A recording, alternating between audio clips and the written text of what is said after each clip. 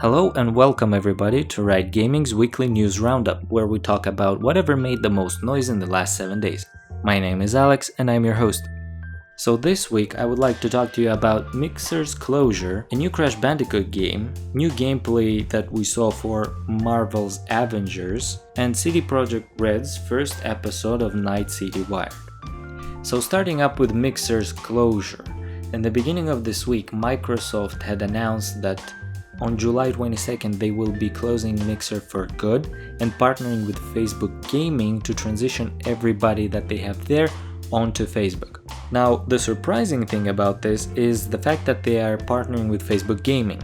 But the more you think about it, the more it starts making sense, because Facebook Gaming is the smallest out of the biggest ones, so obviously they would be happy to absorb all the users from Mixer, while Microsoft need to get them at least somewhere because they already have a lot of creators, which also, by the way, will be getting partnership with Facebook Gaming if they already had it with Microsoft on Mixer. The not surprising one is the news that it closes. Like, the fact that Mixer is closing is something that a lot of people were already anticipating, because of course Microsoft had big plans for it. I mean, they wanted to integrate it into their Xbox infrastructure. They wanted to give you the ability to stream onto Mixer from your Xbox system whenever you're playing.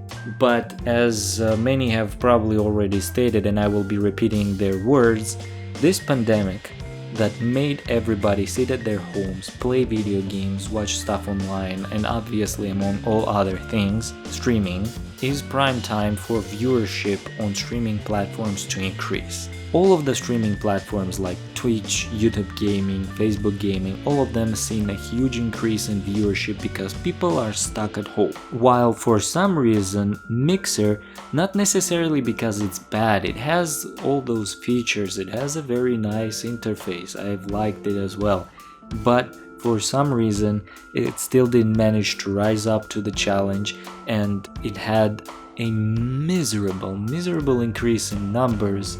And as a business, obviously Microsoft saw that, several months of marketing, a lot of money spent on people like Ninja and Shroud and other influencers to move and stream exclusively there, and still didn't happen, so they cut it loose. Among other news, they also said that apparently Microsoft is working to integrate xCloud technology into Facebook Gaming. So what does it do? When you are watching a stream now, when you will be watching a stream on Facebook Gaming, below that stream there will be a button. You can press it and then you can buy and start playing the game that is being streamed in the cloud through xCloud, which is a very interesting, nice little thing, and Facebook is going to benefit from it a lot, while Microsoft is going to get this whole huge Facebook community and all this traction, because Facebook is, let's be real, is just ginormous. So more or less I see this partnership working quite well, and we'll just have to wait and see.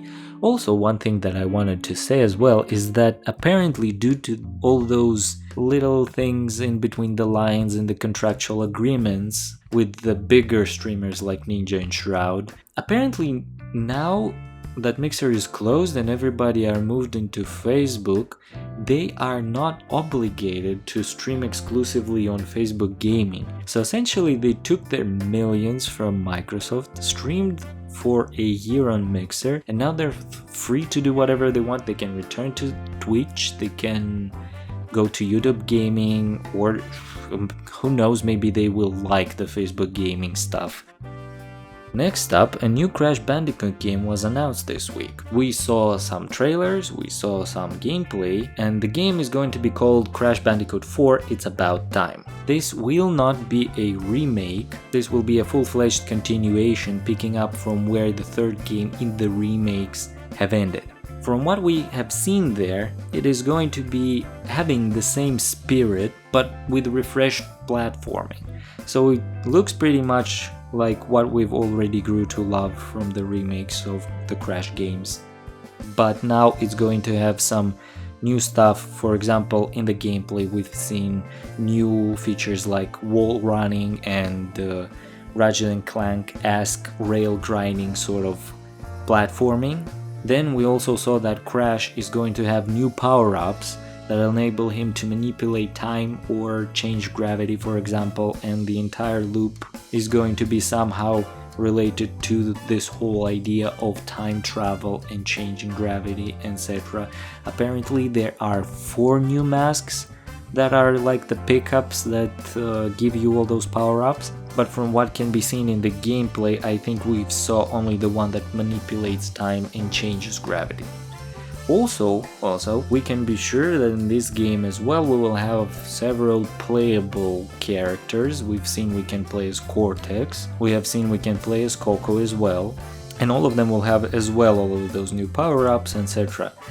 The developer of this game is Toys for Bob, and this is a thing I want to stress because those are the guys that made the Spyro Reignited trilogy. So this is really reassuring that they are the guys that are going to work on the next Crash game. This week as well, we have seen new gameplay for Marvel's Avengers developed by Crystal Dynamics. So it's that cool game that looks amazing, but we were not sure how it's played and we've seen only so little of it. Now we've seen some proper gameplay. This was a mission that is later on in the game where the Avengers are attempting to prevent the Chimera helicarrier from falling down on the city. So the entire demo was from the perspective of Thor, and it showed us a lot of his abilities and really gave a feel of how this character will be played. So you can see him flying around the entire level, throwing his Mjolnir, fighting barehanded, then recalling it, striking enemies with lightning, etc. So far in this entire gameplay we've seen them fighting only against robots. I'm not sure if this is the main theme, because maybe they want to make this children friendly, so less skull crashing, no blood, blah blah blah. But nevertheless, the voice acting is good, the action is interesting. The only thing that I really had a problem with is how shaky is the camera, because I'm not sure if this was intended because the ship was falling or something, but the entire demo has its camera sideways, so it's almost always showing the characters diagonally, like from the left, from the right, and I'm not sure if this is how it shakes because Thor is fighting as his fighting is impactful or not, but nevertheless. And moving to the last big news of the week, CD Projekt Red hosted their first episode of Night City Wire. So what is this? This is a series of episodes that will be running up to the release of Cyberpunk 2077 on November 19th. In these videos they will be showcasing new gameplay, trailers, sharing news, etc. So starting this week, they began with showing a trailer with a prologue. So the trailer basically had like a sliced up view of the prologue, where you have all of those 3 paths depending on your origin, and all of those paths at the end ultimately end up in this big heist that you join up with your friends, and you're trying to steal this immortality chip. Things go south. They made it clear that the characters were not really prepared for this entire endeavor. They get into a lot of troubles and the game begins this way. Then they moved on to showing us a section of the game where the character was using a technology called brain dance. So brain dance in the world of Cyberpunk is some sort of technology that allows you to relieve a person's memories down to all the emotions and the sensations, so you can feel as almost you were living those memories, like those are your own. In the game, the character, the player, apparently is going to use this technology as some sort of detective mode. In this mode you can pause, rewind, you can scan the memory, you can scan different objects in the memory, you can clear up the sound, you can scan people's profiles and whatnot. And it really looked nice because it lets you get really creative with the clues around you.